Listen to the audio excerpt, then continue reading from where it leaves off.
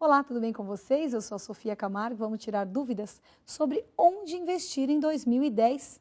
E uma dúvida muito comum aqui dos nossos internautas que querem saber onde aplicar o seu dinheiro e perguntam: será que investir em imóvel é um bom investimento? E como é que eu escolho um imóvel para investir? Para responder essa dúvida, convidamos o professor de finanças, professor William Eide, professor da Fundação Getúlio Vargas. Obrigada, viu, professor, pela sua atenção aqui, está tomando uma canseira aqui de tantas dúvidas dos nossos internautas, né? Eles chovem dúvidas. Mas, professor, 2010 está aí, todo mundo quer saber aonde aplicar o seu dinheiro. E imóvel é um bom investimento? Bom, vamos lá, fazer algumas considerações. Em primeiro lugar, o brasileiro adora imóveis porque ele considera que o imóvel é uma proteção, principalmente num país com histórico de alta inflação. E esse histórico vem lá de trás, vem de 1800. Verdade. Então, todo mundo queria ter um imóvel porque era uma garantia contra todo tipo de bobagem que o governo pode fazer. Essa é a primeira consideração. A segunda, quando eu invisto num imóvel, pensando em investimento, não em moradia nem em lazer, em investimento, eu tenho que levar em conta, em primeiro lugar, quanto que ele vai render. E o rendimento de um imóvel é, tipicamente, o aluguel. Ficar na expectativa de que o imóvel vai se valorizar é uma expectativa de um passado relativamente distante. Você pode ou não ter uma valorização do imóvel. Em certas regiões eles se valorizaram, em outras não. E não é muito complicado prever isso. Tá? Certo. Então, considere que o que você vai ter é a rentabilidade do aluguel. Certo. Tá certo? E quais são os custos disso? Que é o outro lado da brincadeira. Que são fixos, né? Nem tanto. Você tem uma IPTU, parte fixa, o IPTU, por exemplo, condomínio. em São Paulo está subindo muito. Você tem condomínios que sobem mais do que a inflação, porque você tem custos que sobem mais. Você tem manutenção do imóvel, não pode esquecer que você alugou aquele apartamento num prédio, se resolverem pintar a fachada, o custo da pintura é seu. Do proprietário. Se der um problema na prumada de água do prédio, quem vai pagar é você, a troca. Proprietário, tá Quer dizer, certo. toda a manutenção é por sua conta. Um outro custo que a gente esquece é o custo de vacância. Então, o seu inquilino saiu... fato de não estar alugado. O seu inquilino saiu, porque acabou o contrato, porque ele resolveu ir para outro lugar, você vai ter um período em que você vai ficar caçando um inquilino. Você tem um outro custo que a gente não pode esquecer, que é de obsolescência do imóvel. O que é essa obsolescência?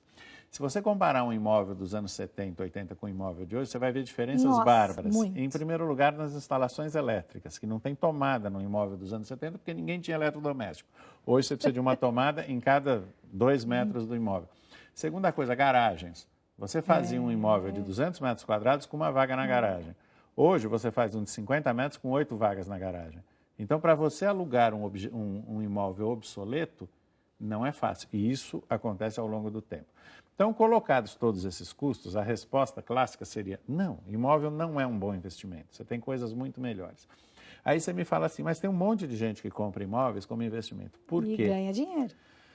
Cuidado, o ganhar dinheiro é uma coisa que sempre tem que ser levada em relação a alguma coisa. Ele ganhou mais do que a renda fixa? Ele ganhou mais do que um CDB? Em geral, não.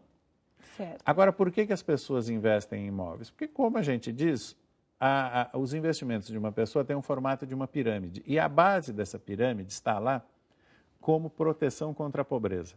Isso explica o investimento em imóveis, isso explica por que as pessoas não sacaram recentemente seu dinheiro de fundo de renda fixa e transferiram para a poupança, que estava rendendo mais. Explica um monte de coisas que economicamente não tem lógica.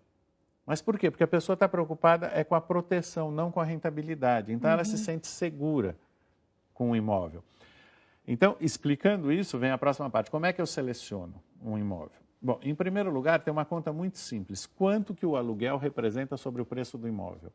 Então, se eu vou comprar um imóvel de 100 mil reais, eu imagino que ele possa ser alugado por uns 800 reais por mês.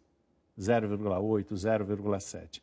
Hoje é difícil achar isso aqui no mercado, principalmente em São Paulo. Você vai encontrar 0,5, 0,6. Verdade. Então, a primeira coisa, procure imóveis cuja relação aluguel-valor do imóvel esteja por volta de 0,8, 0,7. Isso já seria razoável. Uma segunda coisa, analise os custos desse imóvel, veja se o imóvel não está caindo aos pedaços, porque você compra barato hoje, com uma boa taxa de aluguel, só que daqui a 6 meses você vai começar com manutenção. Exatamente. Então, vá conversar com outros moradores, veja quanto que é o condomínio, como tem sido feitas as reformas, contrato de manutenção de elevador, que é caríssimo. De repente, você descobre que estavam fazendo gambiarras no elevador, vai precisar de uma reforma com o fabricante. É verdade. Não é fácil escolher um bom imóvel. Observe o entorno para ver se não é um entorno que vem ficando depreciado. Então, você pega, por exemplo, aqui em São Paulo, a Avenida Celso Garcia, ninguém quer imóvel lá. Em outros lugares, hoje o Largo da Batata, em Pinheiros, que era um lugar depreciado, hoje está melhorando muito. Sim, então, por causa da estação do metrô. De estação do metrô, a urbanização da região. Quer dizer, tudo isso você precisa levar em conta para investir no imóvel. Uma outra dica que talvez seja interessante, seja evite imóveis grandes e caros. Eu tenho um amigo que tem um conjunto de kitnets no centro da cidade. Por quê? Porque a relação aluguel-valor é muito boa e, em segundo lugar, ele diversificou seus investimentos. Ao invés de comprar um único apartamento de 300 mil reais, ele comprou 5 de 60 mil. Então, os riscos ficam menores. Tá? Então, pensar em todos esses fatores é importante na hora de investir num imóvel. Ufa! Muito obrigada, professor, pela sua aula aqui, né, de como investir num imóvel e ganhar dinheiro. E a gente agradece também aos nossos internautas que nos enviaram uma série de dúvidas sobre investimento. E se você ainda ficou alguma dúvida sobre onde investir, como aplicar o seu dinheiro, e também dúvidas sobre aposentadoria, família, enfim, tudo que mexe com o seu bolso, pergunte para mim, pergunte, o que é que eu faço, Sofia? Até a próxima, tchau!